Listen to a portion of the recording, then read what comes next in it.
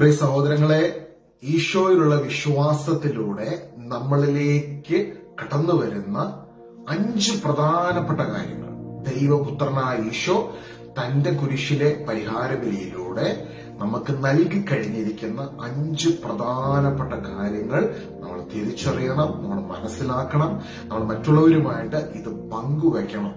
ഇങ്ങനെ വലിയ 5 കാര്യങ്ങൾ തമ്പുരാൻ നമുക്ക് വേണ്ടി ചെയ്തിട്ടുണ്ട് എന്നുള്ള കാര്യങ്ങൾ നമ്മൾ മനസ്സിലാക്കണം. അപ്പം ഇന്ന് ഞാൻ നിങ്ങൾക്ക് ആ ഒരു 5 കാര്യങ്ങൾ എന്താണ് വചനാടിസ്ഥാനത്തിന് നിങ്ങളുമായിട്ട് പങ്കുവയ്ക്കുവാൻ ആഗ്രഹിക്കുകയാണ്. അപ്പം ഈ ഒരു കുറച്ചു നേരം, ഒരു 8-10 മിനിറ്റ് കൊണ്ട് തന്നെ ഈ വീഡിയോ ഫുള്ള് നിങ്ങൾക്കൊന്ന് കാണുവാൻ സാധിക്കുകയാണെങ്കിൽ വ്യക്തമായിട്ടും അതിനെക്കുറിച്ച് ഏകദേശം ഒരു അവബോധം നമ്മളിൽ ജനിക്കുവാൻ ഇടയായിത്തീരും.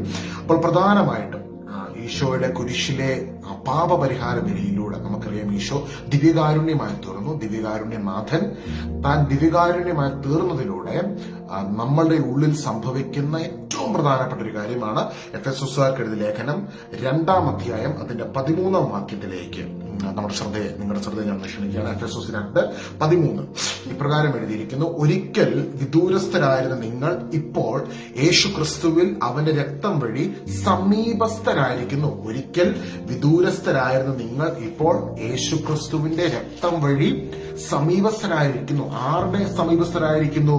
ദൈവപിതാവിന്റെ സവിധത്തിൽ നമ്മൾ സമീപസ്ഥരായിരിക്കുന്നു. ഹെബ്രായർക്ക് എഴുതിയ ലേഖനം 10:19 ഇതേ കാര്യം തന്നെ എക്സ്പ്ലെയിൻ ചെയ്തിട്ടുണ്ട്. എന്റെ സഹോദരരെ, യേശുവിന്റെ രക്തം മൂലം വിശുദ്ധ സ്ഥലത്തേക്ക് പ്രവേശിക്കുവാൻ നമുക്ക് മനോധൈര്യമുണ്ട്. അപ്പോൾ ഈശോ കുരിശിൽ ചിന്തിയ രക്തത്തിലൂടെ നമ്മൾ ദൈവത്തിന്റെ വിശുദ്ധ സ്ഥലത്തേക്ക് പ്രവേശിക്കുവാൻ നമുക്ക് ഈശോയുടെ രക്തത്തിലൂടെ നമുക്ക് സാധിക്കും. ഇതേ എഫെസോസുകാർക്ക് ലേഖനം 2-ാം അധ്യായം 2:13 ഞാൻ വായിച്ചത്. എഫെസോസുകാർക്ക് ലേഖനം 2-ാം അധ്യായം അതിന്റെ 19-ാം വാക്യത്തിൽ പറയുന്നു: ഇനിമേൽ നിങ്ങൾ അന്യരോ പരദേശികളോ അല്ല, വിശുദ്ധരുടെ സഹപൗരരും ദൈവഭവനത്തിന്റെ അംഗങ്ങളുമാണ്. ഇനിമേൽ നിങ്ങൾ അന്യരോ പരദേശികളോ അല്ല, വിശുദ്ധരുടെ സഹപൗരരും ദൈവഭവനത്തിലെ അംഗങ്ങളുമാണ്. അപ്പൊ പ്രധാനമായിട്ടും യേശുക്രിസ്തുവിന്റെ കുരിശിലെ പരിഹാര ബലിയിലൂടെ, ഈശോ ചിന്തിയ രക്തത്തിലൂടെ നമ്മളിൽ സംഭവിക്കുന്ന ഒരു കാര്യമാണ്, നമ്മൾ ദൈവത്തിന്റെ ഭവനത്തിന്റെ അംഗങ്ങളായി തീർന്നിരിക്കുന്നു. ദൈവഭവനത്തിന്റെ അംഗങ്ങളായി നമ്മളെ ഈശോ തീർത്തിരിക്കുന്നു തന്റെ പരിഹാര ബലിയിലൂടെ, പരിശുദ്ധ കുർബാനയായി ദിവ്യകാരുണ്യമായി തീർന്നതിലൂടെ. ഇത് എഫെസോസ് 2:13 2-ാം ഭാഗത്തിൽ പറയുന്നുണ്ട്: ഒരിക്കൽ വിദൂരസ്ഥരായ നിങ്ങൾ ഇപ്പോൾ യേശുക്രിസ്തുവിൽ അവന്റെ രക്തം വഴി സമീപസ്ഥരായിരിക്കുന്നു, കാരണം അവൻ നമ്മുടെ സമാധാനമാണ്. ഈശോ നമ്മുടെ സമാധാനമാണ്. അപ്പോൾ ദിവ്യകാരുണ്യമായി തീർന്നതിലൂടെയാണ്, ദിവ്യകാരുണ്യത്തിലൂടെ നമ്മളിലേക്ക് ലോകത്തിന്, അല്ലെങ്കിൽ നമ്മൾ സെർച്ച് ചെയ്യാറുണ്ട് അല്ലെ, സമാധാനം ലഭിക്കുന്നതിന് വേണ്ടി നമ്മൾ സെർച്ച് ചെയ്യാറുണ്ട്. എങ്ങനെ നമുക്ക് സമാധാനം കിട്ടും, സ്വസ്ഥത കിട്ടും? യഥാർത്ഥ സ്വസ്ഥത നമുക്ക് ദിവ്യകാരുണ്യത്തിലൂടെ നൽകി കഴിഞ്ഞിരിക്കും. യഥാർത്ഥ സ്വസ്ഥത.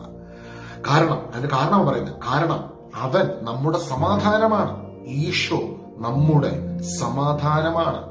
എഫെസോസ് 2:13 ഇത് പറയുമ്പോൾ കൊളോസസ് 1:20 പറയുന്നു: ഈശോ കുരിശിൽ ചിന്തിയ രക്തത്തിലൂടെ അവൻ സമാധാനം സ്ഥാപിച്ചിരിക്കുന്നു, എക്സ്റ്റാബ്ലിഷ് ചെയ്തിരിക്കുന്ന പറയുന്നത്.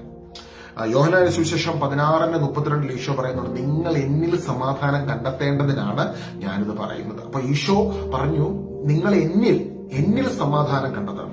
എഫെസോസ് 2:13 പറയുന്നു ഈശോ നമ്മുടെ സമാധാനമാണ്. കൊളോസസ് 1:20 പറയുന്നു ഈശോ കുരിശിൽ ചെയ്ത രക്തത്തിലൂടെ അവൻ സമാധാനം സ്ഥാപിച്ചിരിക്കുന്നു. അപ്പോൾ യേശുവിന്റെ കുരിശിലെ ബലിയിലൂടെ സമാധാനമാകുന്ന ദൈവത്തെ, സമാധാനത്തെ അവിടുന്ന് പ്രദാനം ചെയ്തിരിക്കുന്നു. അപ്പോൾ number 1, we have become closer to God. Number 2, peace that surpasses all our understanding. ഫിലിപ്പിയർ 4:6-7 പറയുന്നത് നമ്മുടെ ബുദ്ധിക്ക് അതീതമായ, നമ്മുടെ ചിന്തകൾക്ക് അതീതമായ ദൈവത്തിന്റെ ആ സമാധാനം നമ്മുടെ ഹൃദയത്തിൽ വന്ന് വിശ്രമിക്കുകയാണ്. നമ്മുടെ ഹൃദയത്തിന്റെ ഉള്ളിലേക്ക് വന്ന് ഈ സമാധാനം വന്ന് നിറയപ്പെടുകയാണ്. ഇത് ദൈവത്തിന് മാത്രം തരുവാൻ കഴിയുന്നൊരു സമാധാനമാണ്. ഈശോ കുരിശിൽ നമുക്ക് വേണ്ടി പാപപരിഹാര ബലിയായി തീർന്നതിലൂടെ നമ്മുടെ ഉള്ളിലേക്ക് കടന്നു വരുന്ന ദൈവികപരമായ ആ സമാധാനം. അപ്പോൾ ഈ ഒരു സമാധാനത്തിന്റെ ആ ഒരു സ്വസ്ഥതയിലേക്ക് തമ്പുരാന് മാത്രം തരാൻ കഴിയുന്ന സ്വസ്ഥത, അത് നമുക്ക് കുരിശിലെ ബലിയിലൂടെ നൽകി കഴിഞ്ഞിരിക്കുന്നു, നൽകപ്പെട്ടിരിക്കുന്നു. പിന്നെ മൂന്നാമതായിട്ടുള്ള പ്രധാനപ്പെട്ട കാര്യമാണ് നമ്മളെ തമ്പുരാൻ എല്ലാ വിടുതലുകളും, യഥാർത്ഥ വിടുതലുകളെല്ലാം നടന്നു കഴിഞ്ഞിരിക്കുന്നു. തമ്പുരാൻ നമ്മളെ വിമോചിപ്പിച്ചിരിക്കുന്നു. കൊളോസ്സോസുകാർക്കെഴുതിയ ലേഖനം 1-ാം അധ്യായം അതിന്റെ 13-ാം വാക്യം ഇപ്രകാരം, കൊളോസ്സോസ് 1:13, അന്ധകാരത്തിന്റെ ആധിപത്യത്തിൽ നിന്ന് അവിടുന്ന് നമ്മെ വിമോചിപ്പിച്ചു. അന്ധകാരത്തിന്റെ ആധിപത്യത്തിൽ നിന്ന് അവിടുന്ന് നമ്മെ വിമോചിപ്പിച്ചു. വിമോചിപ്പിക്കുക എന്ന് പറയുന്നത് എന്താ? വിമോചിപ്പിക്കുക. മോശ ഇസ്രായേൽ ജനത്തെ ഫറവോന്റെ അടിമത്തത്തിൽ നിന്ന് മോചിപ്പിച്ചു എന്ന് പറയുമ്പോൾ അവിടെ നിന്ന് വിട്ടുപോകുന്നു. ആ ജനത സ്വതന്ത്രരായി തീർന്നു. അതുപോലെ തന്നെ ഇവിടെ എഴുതിയിരിക്കുകയാണ് കൊളോസസ് 1:13, അന്ധകാരത്തിന്റെ ആധിപത്യത്തിൽ നിന്ന് അവിടെ നമ്മെ വിമോചിപ്പിച്ചു. അപ്പോൾ ഒരു അന്ധകാരത്തിന്റെ ആധിപത്യം ഉണ്ടായിരുന്നു. എന്നാൽ കുരിശിൽ യേശു ബലിയായി തീർന്നതിലൂടെ ഇന്ന് എനിക്ക് വേണ്ടി ഈശോ ബലിയായി തീർന്നുവെന്ന് വിശ്വസിക്കുന്ന ഏതൊരുവനും ആ വിശ്വാസത്തിലൂടെ നീതീകരിക്കപ്പെടുന്നുവെന്ന് റോമാക്കാർക്കെഴുതിയ ലേഖനം 3-ാം അധ്യായത്തിൽ പറയുമ്പോൾ, റോമ 4:10 പറയുന്നു, വിശ്വസിക്കുന്ന ഏതൊരുവനും നീതീകരിക്കപ്പെടുന്നതിന് വേണ്ടി ക്രിസ്തു നിയമത്തെ പൂർത്തീകരിച്ചിരിക്കുന്നു. അപ്പൊ നിയമത്തെ യേശു ക്രിസ്തു പൂർത്തീകരിച്ചിരിക്കുന്നു. വിശ്വസിക്കുന്ന ഏതൊരുവനും നീതീകരിക്കപ്പെടുന്നതിന് വേണ്ടി. ഇപ്പൊ റോമാക്കാർക്ക് ലേഖനം 3-ാം അധ്യായം അതിന് 20-ാം വാക്യം, അല്ലെങ്കിൽ റോമ 3-ാം അധ്യായം മുഴുവനും നമ്മൾ വായിക്കുമ്പോൾ നമ്മൾ കാണുന്നുണ്ട്, വിശ്വസിക്കുന്ന ഏതൊരുവരും നീതീകരിക്കപ്പെടുന്നതിന് വേണ്ടി. അതായത് വിശ്വാസം, നീതീകരണം ഇന്ന് വിശ്വാസത്തിലൂടെ യേശു ക്രിസ്തു കുരിശിൽ ബലിയായി തീർന്നു, എനിക്ക് വേണ്ടി ബലിയായി തീർന്നു എന്ന് വിശ്വസിക്കുമ്പോൾ വാസ്തവത്തിൽ കുരിശിൽ സംഭവിച്ചു കഴിഞ്ഞ അവിടെ എന്താണ് നടന്നു കഴിഞ്ഞത് അതിന്റെ പൂർണ്ണതയിലേക്ക്, അതിന്റെ ആ സ്വസ്ഥതയിലേക്ക് നമ്മൾ പ്രവേശിക്കുകയാണ്. എന്താണ് കുരിശിൽ സംഭവിച്ചത്?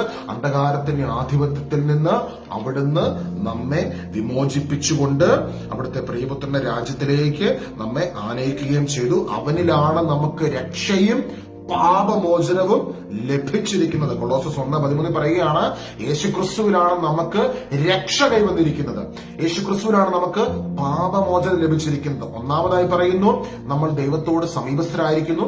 യേശുവിന്റെ കുരിശിലെ ബലിയിലൂടെ നമ്മൾ ദൈവത്തോട് സമീപസ്ഥരായിരിക്കുന്നു. രണ്ടാമതായി നമ്മളിൽ ദൈവത്തിന് മാത്രം തരാൻ കഴിയുന്ന സമാധാനം എന്ന് നിറയപ്പെടുന്നു. മൂന്നാമതായി നമ്മളെ കർത്താവ് വിമോചിപ്പിച്ചിരിക്കുന്നു, യഥാർത്ഥ വിടുതൽ നമുക്ക് നൽകി കഴിഞ്ഞിരിക്കുന്നു.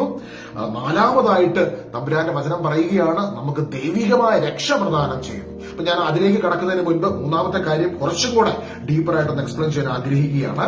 കൊളോസ്സോസുകാർക്ക് എഴുതിയ ലേഖനം 2-ാം അധ്യായത്തിൽ പറയുന്നുണ്ട്, 14-15 തിരുവചനത്തില്, നമുക്ക് ദോഷകരമായി നിന്ന ലിഖിത നിയമങ്ങളെ അവൻ മായ്ച്ചു കളയുകയും അവയെ കുരിശിൽ തറച്ച് നിഷ്കാസനം ചെയ്യുകയും ചെയ്തു.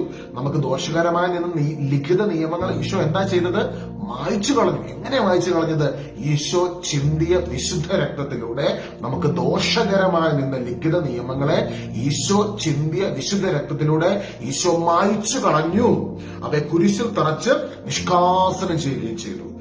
ആധിപത്യങ്ങളെയും അധികാരങ്ങളെയും അവൻ നിരായുധമാക്കി അവൻ കുരിശിൽ അവയുടെ മേൽ വിജയം ആഘോഷിച്ചുകൊണ്ട് അവയെ പരസ്യമായി അവഹേളന പാത്രങ്ങളാക്കി. ആധിപത്യങ്ങളെയും അധികാരങ്ങളെയും ഈശോ നിരായുധമാക്കി. കുരിശിൽ എന്താ സംഭവിച്ചത്? ആധിപത്യങ്ങളും അധികാരങ്ങളും നിരായുധമാക്കപ്പെട്ടു. അവയുടെ മേൽ ഈശോ കുരിശിൽ അവയുടെ മേൽ വിജയം ആഘോഷിച്ചു. ഇത് നമ്മുടെ വിജയമാകുന്നത് എപ്പോഴാണ്? ഇവിടെ ഈശോ ഇത് ചെയ്തു എന്ന് പറയുന്നു, എന്നാൽ ഈ ചെയ്ത് കഴിഞ്ഞത് നമ്മുടെ വിജയമായത് എപ്പോഴാണ്? ഇവിടെയാണ് നമ്മൾ തിരിച്ചറിയേണ്ടത്. ഈശോ പരിശുദ്ധ കുർബാനയായി പരിഹാര ബലിയായി തീർന്നതിലൂടെ ആധിപത്യങ്ങളെയും അധികാരങ്ങളെയും നിരായുധമാക്കിയത് നമ്മുടെ വിജയമായി തീരുന്നത് നമ്മൾ ഈശോയിൽ സംസ്കരിക്കപ്പെട്ടിരിക്കുന്നുവെന്ന് തിരിച്ചറിവ് ലഭിക്കുമ്പോഴാണ്. അതുകൊണ്ടാണ് 2 പത്രോസ് 1:3 പറയുന്നത്, നമ്മളെ വിളിച്ചവനെ കുറിച്ചുള്ള പൂർണ്ണമായ അറിവിലൂടെ നമ്മുടെ ജീവിതത്തിനും ഭക്തിക്കും ആവശ്യമായിട്ടുള്ളവയെല്ലാം പ്രദാനം ചെയ്തിരിക്കുന്നു. ഓൾറെഡി ഗിവൺ ആണ്. പക്ഷെ ഇത് നമുക്ക് നൽകപ്പെട്ടിരിക്കുന്നു എന്നത് നമ്മളിലേക്ക് കടന്നു വരുന്ന എപ്പോഴാണ്?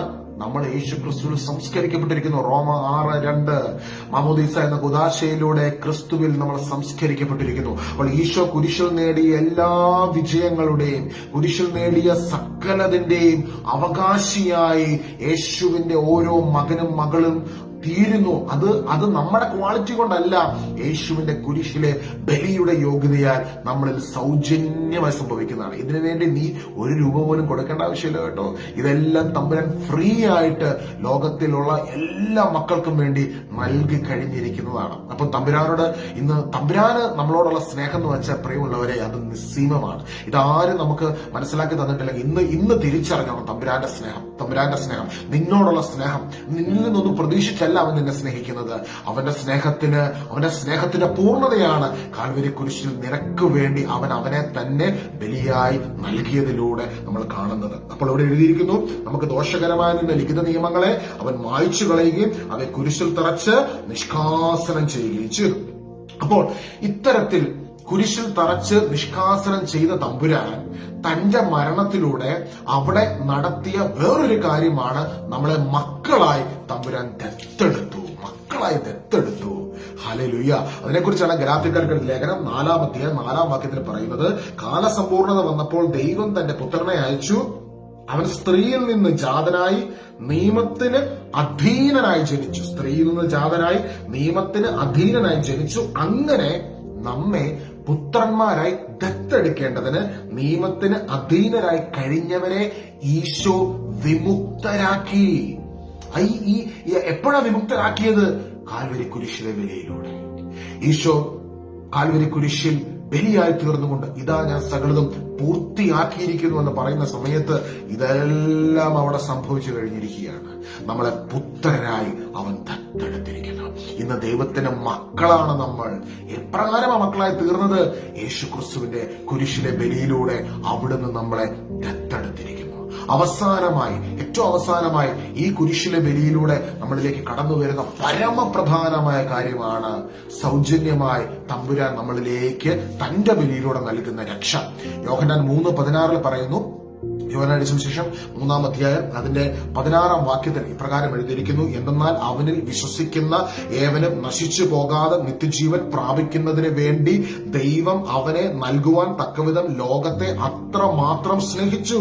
അപ്പോൾ 14-ാം വാക്യത്തിൽ പറയുന്നുണ്ട്, മരുഭൂമിയിൽ മോശ പിച്ചള സർപ്പത്തെ ഉയർത്തിയതുപോലെ തന്നിൽ വിശ്വസിക്കുന്നവർക്ക് നിത്യജീവൻ ഉണ്ടാകേണ്ടതിന് വേണ്ടി മനുഷ്യപുത്രനും ഉയർത്തപ്പെടേണ്ടിയിരിക്കുന്നു. അപ്പോൾ ഈശോ കാൽവരി മലമുകളിൽ ഉയർത്തപ്പെട്ടത് എന്തിനു വേണ്ടിയാ? നമ്മൾ ഓരോരുത്തർക്കും രക്ഷ ലഭിക്കുന്നതിന് വേണ്ടി, നമ്മൾ സമാധാനം നിറയുന്നതിന് വേണ്ടി, നമ്മളെ ദൈവസന്നിധിയിൽ ദൈവത്തോട് സമീപസ്ഥരാക്കി തീർക്കുന്നതിന് വേണ്ടി, നമ്മുടെ ജീവിതത്തിലെ സകല വിടുതലുകൾ നടക്കുന്നതിന് വേണ്ടി, നമ്മളെ മക്കളായി ദത്തെടുക്കേണ്ടതിന് വേണ്ടി, എല്ലാറ്റിലും ഉപരി നമുക്ക് നിത്യമായ രക്ഷ, നിത്യജീവൻ പ്രദാനം ചെയ്യുന്നതിന് വേണ്ടി ഈശോ കാൽവരി കുരിശിൽ പരിഹാര ബലിയായി തീർന്നു. അതുകൊണ്ടാണ് യോഹന്നാൻ 19-ാം അധ്യായത്തിൽ പറയുന്നത്, എല്ലാം നിറവേറിക്കഴിഞ്ഞെന്നറിഞ്ഞപ്പോൾ, എല്ലാം അക്കംപ്ലിഷ്ടായെന്ന് അറിഞ്ഞപ്പോൾ ഈശോ പറഞ്ഞു, ഇതാ ഞാൻ സകലതും പൂർത്തിയാക്കിയിരിക്കുന്നു.